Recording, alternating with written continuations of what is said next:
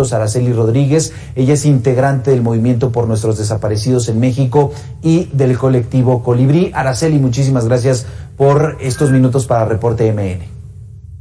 Gracias a ti, Abel. Buenas noches. Araceli, hablamos de un 10 de mayo distinto ya desde hace muchos años en nuestro país.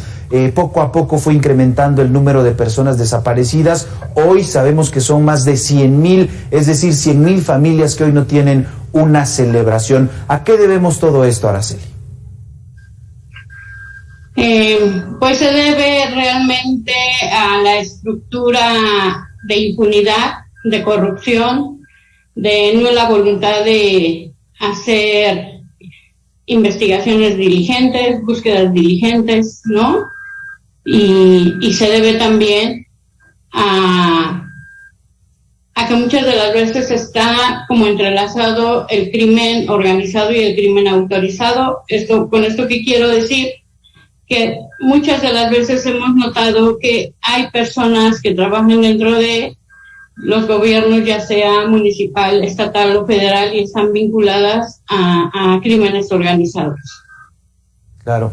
Araceli, desde ayer y durante esta jornada, decenas de familias, cientos de mujeres salieron a las calles, no solamente en la Ciudad de México, en muchos estados del centro del país, incluso de otras regiones de la República, y la exigencia es eso, que las autoridades cumplan con su trabajo.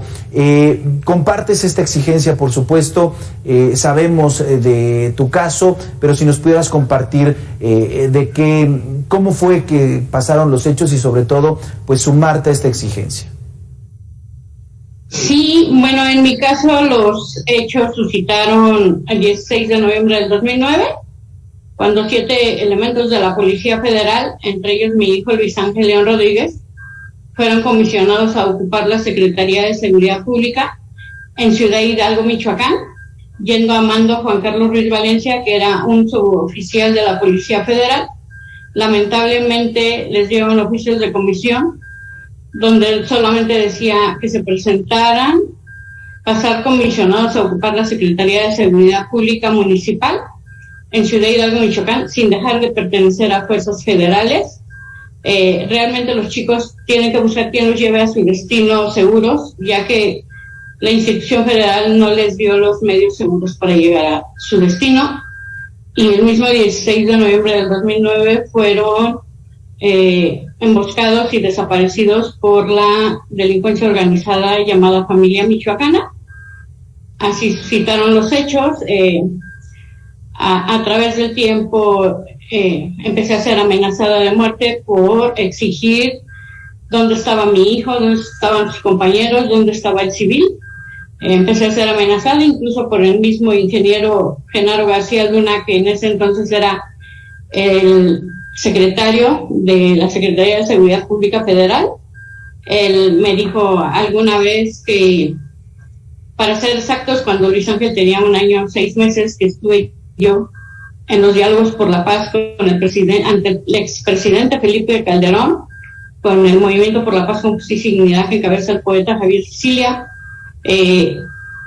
exigí en el diálogo que nos recibiera a las familias, ya que tenía 1 año 6 meses que no nos había querido atender, para saber qué había pasado con los 7 policías federales y civil, por qué habían desaparecido, por qué el municipio de Ciudad Hidalgo, Michoacán, quien representaba el municipio era el presidente municipal Pedro Tello, y como coordinador de fuerzas federales estaba Rafael Avilés en el centro de mando.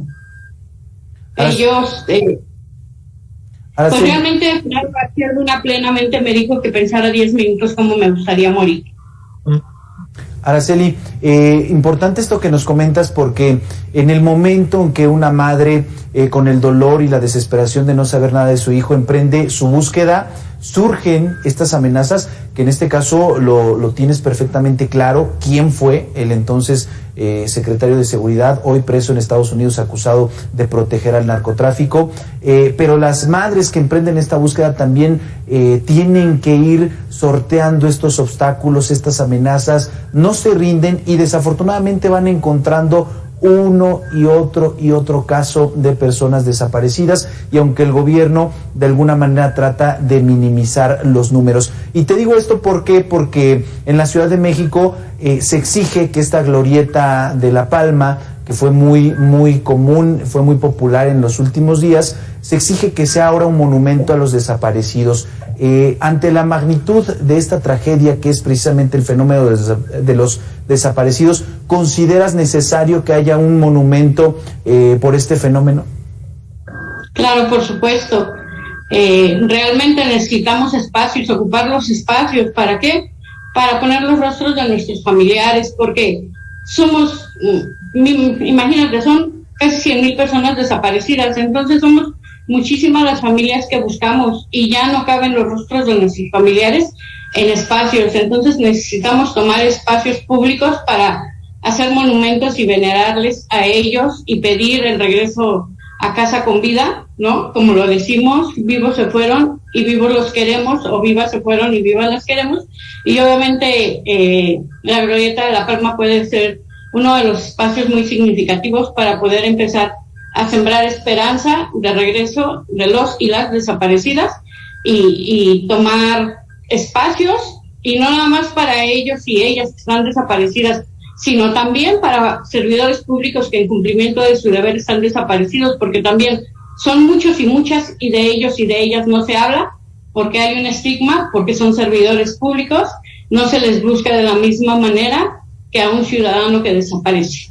Platicamos esta noche con Araceli Rodríguez, ella es integrante del Movimiento por Nuestros Desaparecidos en México y el colectivo Colibrí. Araceli, muchísimas gracias por estos minutos. Nos quedamos con esta parte de las amenazas que sufren en el momento que empieza la búsqueda, y sobre todo el tema de la falta de capacidad de las autoridades para resolver una denuncia por desaparición. Muchas gracias por estos minutos, Araceli. A ti muchas gracias, buena noche. Y en el Estado de México